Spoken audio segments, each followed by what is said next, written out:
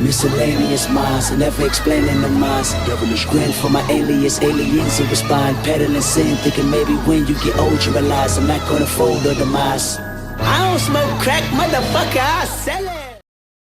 What is going on, everybody? This is the Miscellaneous Minds Podcast. I'm your co-host, Born Gato, the cat that heads your noche back. And to my left, there is the main man, sitting there, the man that makes the fat stacks. Together we form the dynamic duo that won't die. Deadly ideas, bread and spice, your content, the Urge Only fans.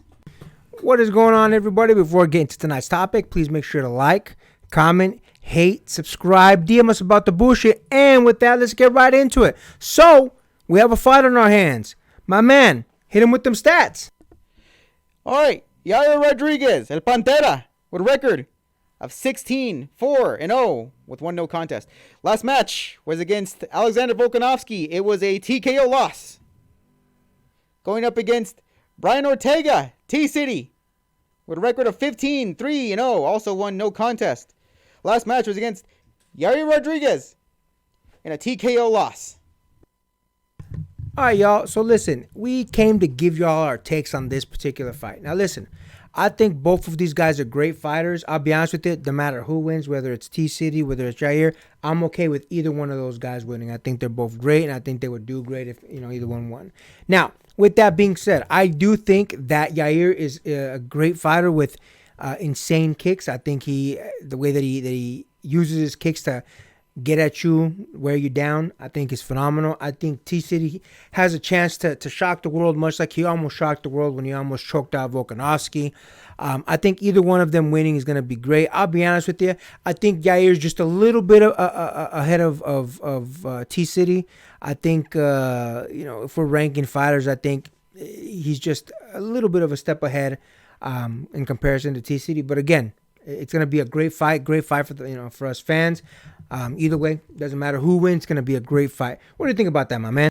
Of the two, I do think Yair Rodriguez definitely seems to be more of the explosive fighter. In that regard, if T-City wants to pull out a win, he's going to need to play the long game and he needs to play the careful game. If he wants to pull out a winner, that he needs to be careful of the last time that he faced Yair Rodriguez. Again, it was a TKO loss against him. You need to be careful from here on in how you move and how he moves.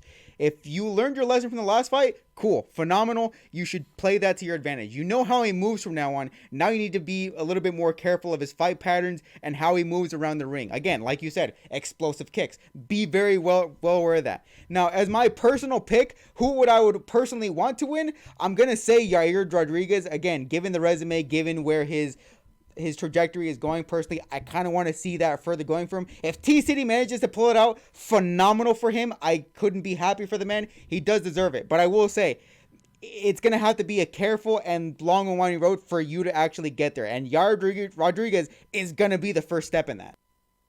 I couldn't agree with you more, my man. I think it also throws an extra dynamic. I know that we were discussing it before we jumped on.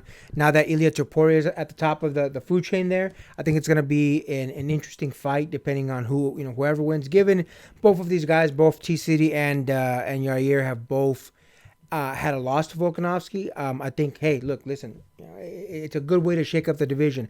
Much like my man here, I'm not going to lie, I'm going to go Yair Rodriguez. I think, like I said a little bit ago, he's just a little bit ahead of T-City. I think Brian Ortega is a great fighter, but I think Yair is just a little bit of a step ahead. So my personal pick on this one, it's definitely going to be Yair. But again, listen, with these two type of fighters, it's going to be a great fight for us fans. So I don't think, no matter what, I think we all win. Now, we're now going to go over the main event. My man, hit him with them stats. Brandon Moreno, Assassin Baby, with a fight record of 21-7-2. Last match was a split decision loss against Alexander Pantoja. Going up against Brandon Royval, Raw Dog, with a record of 15-7-0. Last fight was against Alexander Pantoja, also a decision loss, but it was a unanimous decision. Listen, if you guys watched the fight last time, you will know that it was a very close fight between Pantoja and Brandon Moreno. I'll be honest with you. I personally think that Brandon won the fight. But listen, again, it's a split decision. Obviously, it could have gone either way. I understand, you can definitely make the argument in the opposite way as well. With that being said, I do think that Brandon Moreno sometimes, it's not that he slacks, it's not that he doesn't take it as seriously as he can. But I do feel like because at the level that he was, I feel like he didn't take the Pantoja fight as seriously as he should have taken it, and that's why he took that loss. I think, if I'm being honest, I think Brandon Moreno's a little bit of a step ahead of Mr. Pantoja as well. But hopefully he doesn't rest on that same mentality like he did before previously, because if that's the case, Royval will take it. I do think Brandon's going to beat Royval, but hey, look, listen. If he slacks like I feel like he did in the previous fight, I could definitely see going Royval's way. What do you think about that, my man? Resting on his laurels would definitely be the problem that Brandon Moreno would definitely face. If you look at his resume of fights, the ones where there aren't KO or TKO victories, a good number of them are actually judges' decisions. And granted, yes, if you look at them, I'd want to say personally, I think it counts down to a 60-40 percentile, 60 going judges going his way and 40 going his way. But still, even if it wasn't 50-50, 60-40 is still kind of like a way for you to go. Even if the judges are favoring you most of the time, that's not exactly a favorable way to go. If you remember exactly what Dana said in the first season of Ultimate Fighter, you never want the fight to go to judges' decisions, and for good reason. Everybody always complains about judges ruling in the worst favor, judges making the worst call. It's a common complaint among fans, and the fact that Brandon keeps having numerous fights where it does go to judges' decision, even if it goes his way, it's still not a favorable way to go out. You never want to leave you never want to gamble your win, especially in the hands of judges like that, because you don't know what they see. Even if it's something that you as fans personally see the fight going, even if you see them dominating, even if you see them throw more punches, it doesn't matter. If the judges see it differently, it's gonna go their way, and that's exactly how we saw that last fight go out. That's the reason why he lost the belt in the first place. Again, because of a split decision loss.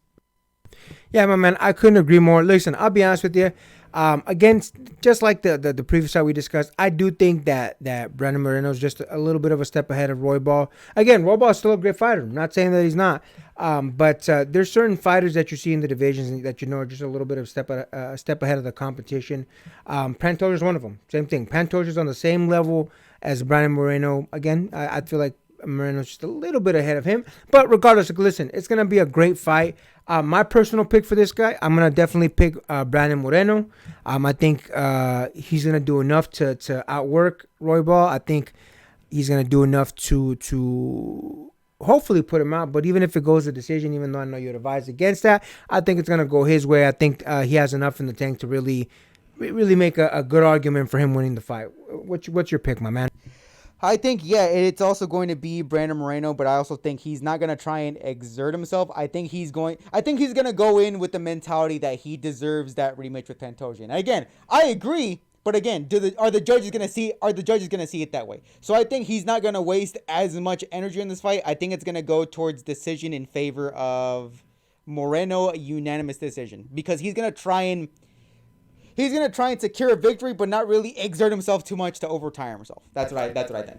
I couldn't agree with you more, my man. Listen, it's going to be a great night of fights. I know Raul Rosas is on that fight card as well. I think he made a little bit of a mistake jumping up in competition as quickly as he did. Don't get me wrong. Never wrong to be as confident as he is, but we also have to be realistic. But he's still a young guy. He's still got plenty of time to turn it around, and get that youngest championship like he said he wanted to be. So it's going to be a great night of fights. Hopefully you all tune in. Now, with that, make sure to like, comment, hate, subscribe, DM us about the bullshit, and until next time, get rest and stay blessed. We'll see you on the next one.